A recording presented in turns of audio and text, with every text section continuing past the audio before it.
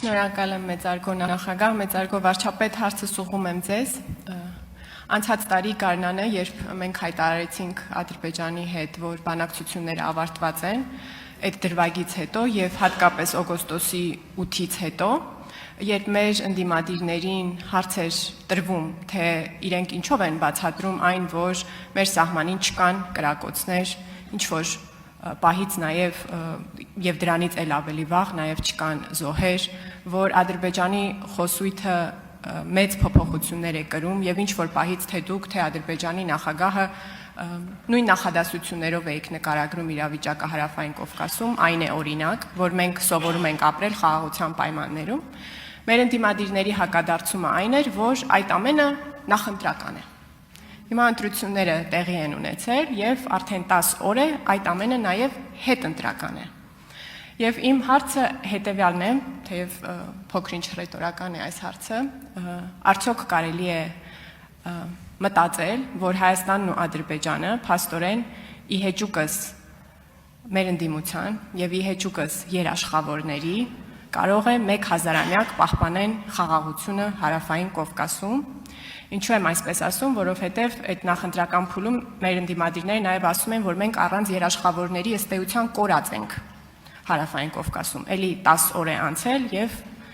ոչ մի բան տեղի չի ունեցել։ Սրանի պատասխան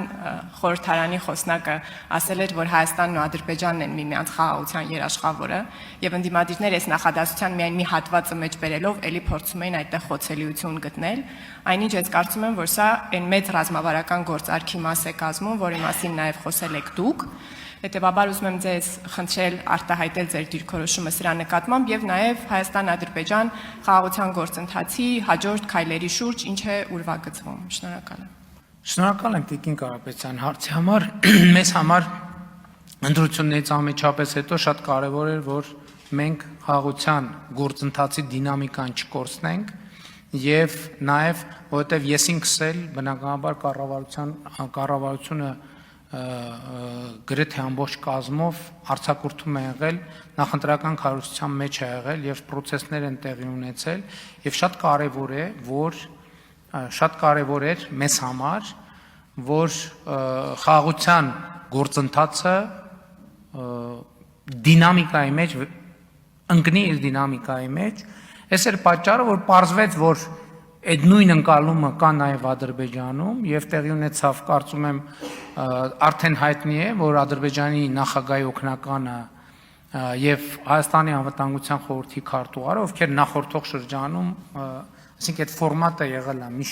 միշտ չէ, վերջին տարիներին, այսինքն մի քանի անգամ հանդիպումներ են եղել եւ երկուսն էլ ընդհանուր բանակցային process-ների իմ եւ Ադրբեջանի նախագահի հանդիպումներին հիմնականում ներկա են եղել եւ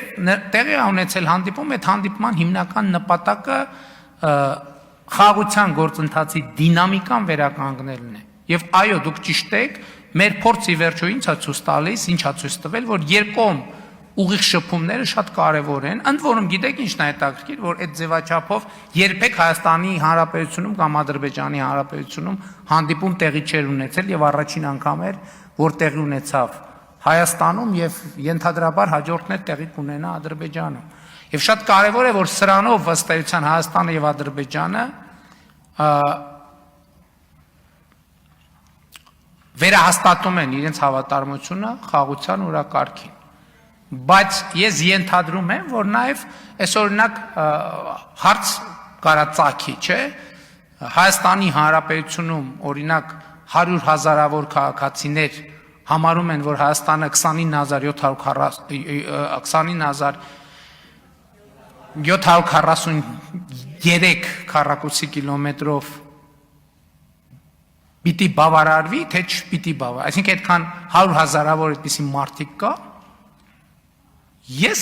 պիտի ասեմ, որ չկան այդքան մարդիկ, չկան, այդքան ընտրակաշարք կա, ցավոք սրտի, այդքան մարդիկ, որ այդպես մտածում են, ես թույլ տվեք ասել, որ չկան, ու սա շատ էական հանգամանք է, եւ ես կարևոր եմ համարում, որ Հայաստանի կառավարությունը եւ խորհրդարանական մեծամասնությունը վերահաստատի իր հավատարմությունը եւ մենք վերահաստատել ենք մեր հավատարմությունը խաղաղության, ես դրա համար եմ ասում, սպառնալիքը տեղա։ Սպառնալիքը տեղա։ Այսինքն մարդիկ ովքեր, այսինքն այնքան մարդիկ կան, որ վերանայում են, որ այս վատ խաղաղությունա պետքա բան անել, հա, ուժով խաղաղություն բերել, այդքան մարդ կա Հայաստանի Հանրապետությունում, տենց մտածող։ Ես կարծում եմ, որ ոչ։ Ստեղ է, որ սպառնալիքը առաջացած, ես սրա համար եմ ասում։ Խնդիրը այն չէ, ով քանի մանդատ կունենա։ Խնդիրն այն է, որ այդ թվերը արտահայտում են Հայաստանի տրամադրություններ, չեն արտահայտում, որովհետև այդ մարդիկ ասում են, բանը, ասում են ընտրությունները կեղծվել են։ Ոնց ընտրությունները կեղծվել են ու այս դատարկա այս տեղերը։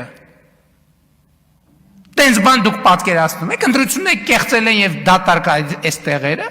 եւ հանրապետության խորհրդանում այդ հարցը չի քննարկվում։ Ընտրությունները տեղ են բան, եւ ասենք բանին այն մարդուն, որ 2013 թվականից մինչև մի հացադուլա անում, ուրիշ երկրի նախագահի մայք են հագցնում են տանում այնտեղ, ասում դու այստեղ հացադուլա արա, մենք գնացինք խաշ ուտելու։ Ընտրությունները կեղծվել են եւ հանրապետության հրապարակները դատարկեն, այդ ում ձայնն է կեղծվել։ Ում ձայնն է կեղծվել եւ ոնց տենց բան հնարավոր է։ Ում ձայնն է կեղծվել, որ հիմի տանը հազար ներողություն, ես խոսում եմ լիդերների մասին։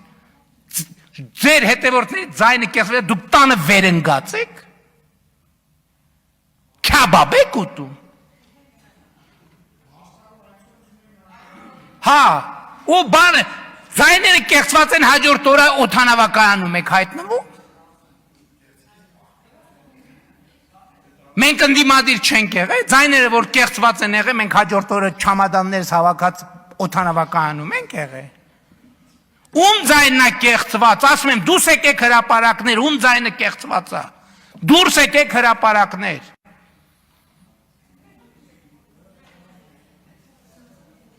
Դուրս չեք գա, որովհետև գիտեք, որ այդ դեպքում դուրս կգան հրապարակներ նրանք, ում ձայնը դուք կեղծել եք ձեր ընտրակաշառքներով։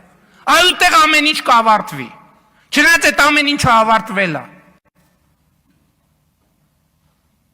Ասում եմ, ում ձայնը կեղծվել է, դուրս եկեք։ Ես կոչ եմ անում, դուրս եկեք հրապարակ։ Որտեվ հաջորդիվ դուրս են գալու հրապարակ նրանք, ում ձայնը իրոք կեղծվել է ձեր լրտեսական ցանցերի եւ ձեր ընտրակաշառքների միջոցով։ Եվ ես առաջնորդնելու եմ այդ մարդկանց, այդ ժամանակ դուք հեղափոխությունը կտենաք։ Այդ ժամանակ դուք կտենաք ինչ է նշանակում, ոչ թե սիրո եւ բանի համերաշխության եւ թավշա հեղափոխություն, այլ կտենաք ինչ է նշանակում իսկական հեղափոխություն։ Կոչ եմ անում բոլոր նրանց, ով ասում է, որ մենք ձայն ենք կեղծել, դուս եկեք հրապարակներ։ Եվ տանը վերընկած այդ լիդեր կոչվածներին կոչ եմ անում, դուրս եկեք հրապարակ, դուրս եկեք ստեղ տենանք ով եք դուք մի հատ։ Եկեք ստեղ, ինչի է ձեր նստատեղերը դատարկ։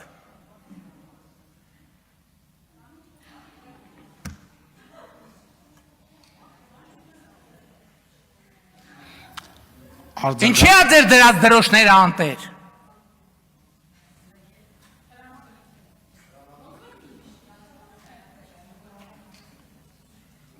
Ինչու մասին էր հարցը։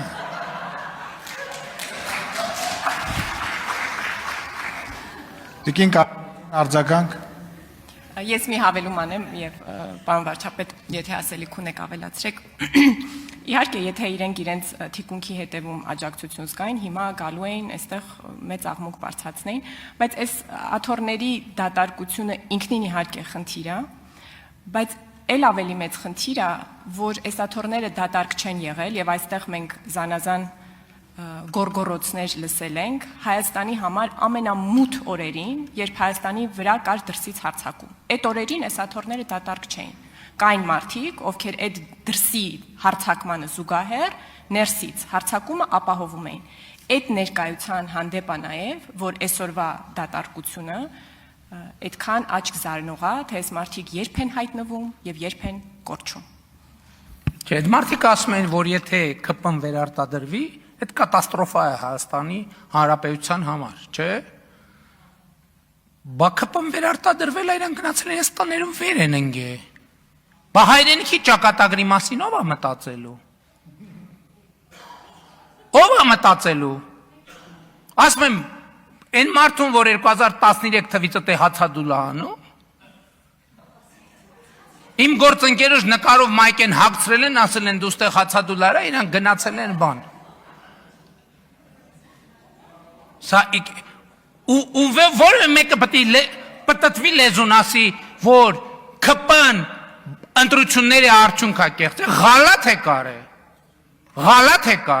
Ասում եմ, ում ձայնը կեղծվել է, թող դուրս գա հրապարակ։ Այդ դրանից հետո դուրս կգան հրապարակ նրանք, ում ձայնը դուք ձեր ընտրակաշառքով կեղծել եք, եւ այդ ժամանակ դուք կտեսնեք, ոչ մենք կտեսնեք, այլ կզգաք հեղափոխությունը։